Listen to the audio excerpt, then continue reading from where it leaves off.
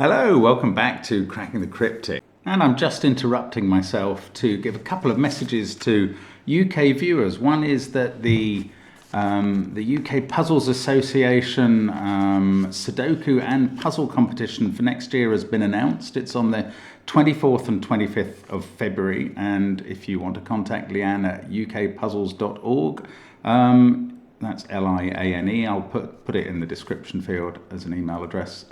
You can register for either or both competitions. It's going to take place at Media City in Salford, which is where recently I filmed at least one episode of Countdown, which is on TV tomorrow if you're in the UK. Channel 4, 2:10. So it's a game show for those who don't know, and if you're not in the UK, I think it's difficult to watch. You'd probably need a VPN or to be in touch with someone else who can watch it on all four. I also want to thank Burak Meskioglu, who created or revised our opening card to have the correct information about me on now. I'm not the Times crossword champion anymore, so thanks to Burak. Fabulous job. Way beyond our technical competence, of course. And now back to the scheduled programming, thanks. And a puzzle by Skojo today. Skojo is, very much an emerging constructor, both of puzzles and Sudoku, and I'm really looking forward to giving this a go. It's got absolutely fascinating setup. There are some extra rules because genuinely I don't think I've seen an irregular Sudoku with only one of each digit given. And in fact, one of them we have to work out for ourselves, which I've already worked out. I'm going to look at that in a moment. There are some clones. There's a hint. Anyway, we'll first of all talk you through what's going on the channel. We are streaming The Chance of Sonar, a fascinating game of language interpretation. I think that'll probably be Tuesday next week. We do need to confirm between ourselves what day that's going to be. And on Patreon we have our monthly reward, which is the Snack Doku 100 puzzle set this month. People are flying through those puzzles, hundreds and hundreds of correct entries. Very well done if you've done that. Thank you for joining us on Patreon if you've done that. We are always grateful. And there will be further content, of course, during the month, not least my incredible evil cryptic puzzle solve that is coming up soon. And we've got all our holiday merchandise. We've got all of our apps available. I mean, both sets make great gifts, and Sven's Sudoku pad is there and the links under the video as well. Check it all out. But the first link is to this puzzle, Clone Squares by Skojo. And normal Sudoku rules do not apply because of the region shapes. We're going to place the digits 1 to 9. I would normally highlight that row. We are going to place the digits 1 to 9 in every row, even that row, every column, and every irregular shaped region that is bounded by the black lines. Now, there are 3 sets of clones in the grid, the locations of which must be determined. Each clone is a 3 by 3 square, and each set consists of 3 clones. So there are 3 sets of 3 clones that are all 3 by 3 squares. Clones within the same set must contain identical digits in exactly the same positions. Rotations and reflections are not allowed. Clones do not overlap with other clones. Okay, so those are the rules. Give it a try on the first link under the video. I am going to start now. I don't know what we're going to find here. Let's get cracking. This might be extremely difficult.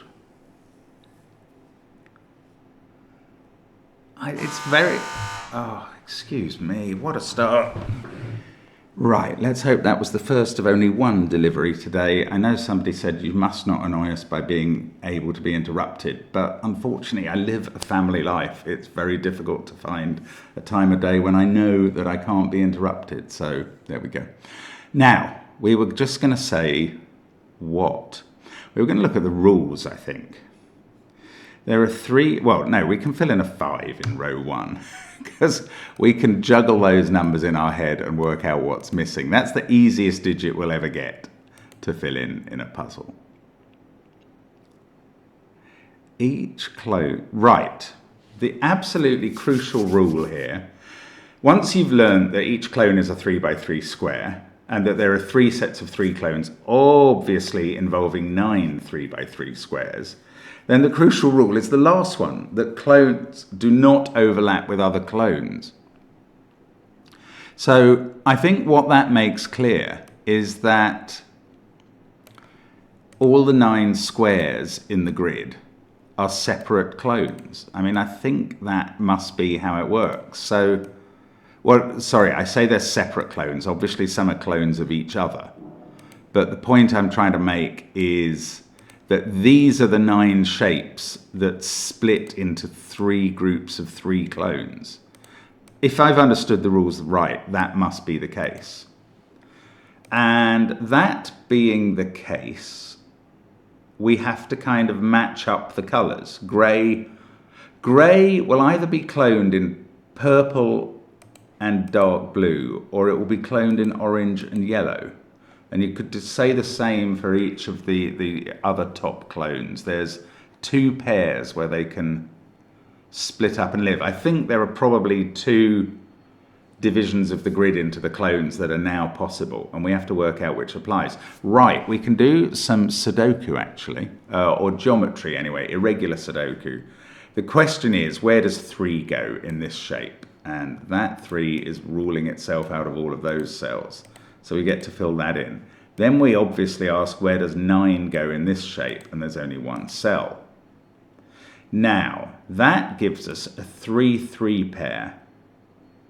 And they could go in that clone, they could go in that clone. Oh, this is all too... Ah, no, it's great. They can't go in this orange shape.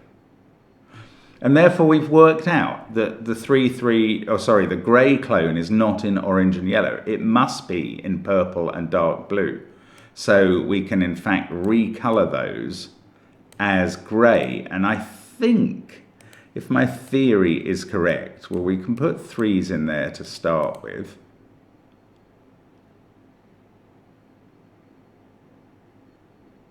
Yeah, if my theory is correct, we're down to 1 clone configuration in this puzzle.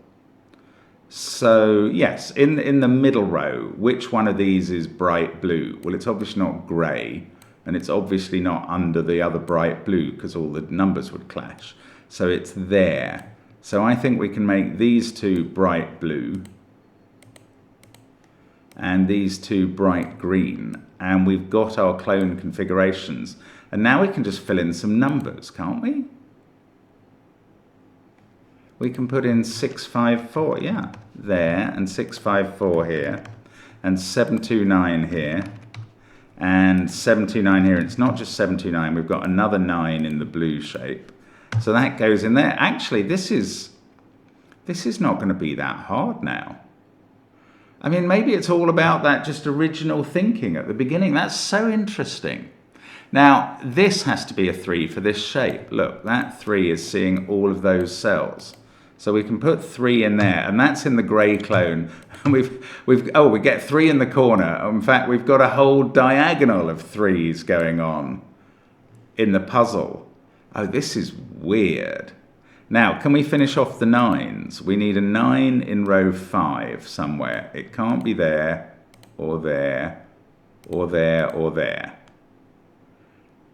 So it's in one of these positions, there or there, green or grey. Yes, okay, it can't be here because there's already a 9 in this shape.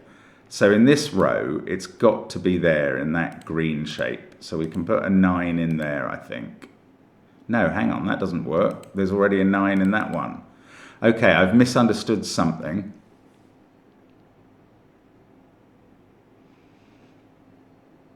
I was looking for 9s. Where was I starting? Row 5. Ah, and for some reason I thought it couldn't be there. 9 in row 5. Can't be in any of those cells.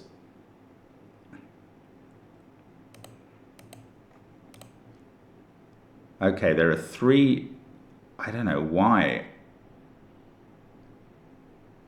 I don't know how I picked the cells I picked for where 9 could be. Okay, that is not what to do next. Look, I've got a 1-8 pair here, and that's in the row. That's a 1-8 pair in that. No, it's not a 1-8 pair. We've done 8 and 1. They were given to us. I haven't got a 1-8 pair. Right. Once I've filled row 1, I can obviously fill row 4 and 7 once I know the clones. I'm so slow at grasping the implications of this rule, but I will get there. I will get there. Now, let's look at a shape with a lot of digits in it. Let's look at this one, which has got 3, 1, 6, 5 already in it. It needs a 9. There's only one place for a 9. That 9 rules out 3 of the cells, and that 9 rules out that one. So this is a 9. So that's a third 9 in blue. And we can replicate that into the other clones. Now, what else does this need? 3, 1, 6, 5, 9. It needs a 2, either there or there. Right, it can't be there, because that would put a 2 here in a same shape as another 2. This is very cleverly organised. So I think that has to be 2 now. I think my logic is right this time. And that is at the bottom left of the blue shape. And it's a second 2 in the shape. Now we've got, 4. No, we've got to put an 8 in this shape, and it can't go there or there because of that. So this is an 8. Again, another replicant within its clone. Then we've got a 4, 7 pair remaining. And those are the centre of blue and the centre of green. So they may get ruled out somewhere. Now, those are a 4, 7 pair in each of those columns. Everything else in those columns, in columns 8, 5 and 2, is 1 or 6. So I could pencil mark those as well. Ah, look, no, sorry, I thought that was in the same shape as that. It's not. I'll tell you what we've got, actually, in this shape now, with that 1, 6 pair going in it, we can fill in 5 and 4. And then we can replicate those in the green clones. Oh, this feels very odd. Because I've set the grid up into this sort of 3 by 3 box shape, my mind continually is drawn to these 3 by 3 boxes and doesn't want to put the same digits in them again and again. But I think, yeah, we are going to get them again and again. Where does 4 go in this shape now? It can't go there or there because of these 4s. So it is there. And we've got 3 4s. We've got a whole diagonal of 4s in that green shape. I have a feeling. Oh, well, then we can do the 7s in columns 2, 5 and 8. They're all there. Look, is it really going to be 3 digits in each box, in each clone? I think it is. Now, we've got 1, 5 and 6 to put into this shape. The 5 has to be here, and then we can replicate that in the clones. Then up here, we've got a 1, 8 pair, and that's in grey. And that 1, 8 pair looks at that cell and makes it an unsurprising 6. And we're suddenly going to finish this puzzle now. That's a 1.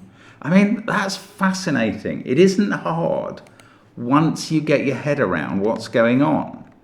But I don't find it easy to see this puzzle in that way. Now, we've got a 2, 6 pair. We must know what this is. This is a 7 in all of those rows. There we go. And this, in this shape, is a 2. And very unsurprisingly, blue is a repetition of 7, 2, 9 in various ways, constantly. Grey is 3, 8, 1. There's only those 3 digits in it, and therefore green is 6, 5, 4. This finishes the puzzle in about 10 and a half minutes. That's so clever. I mean, that is not difficult, but it just takes some consideration at the start. These two sort of law of leftovers or basic set theory spots, well, I don't know how essential they were. They felt essential to me in establishing the 3s pattern, but maybe apart from that, they're not that essential.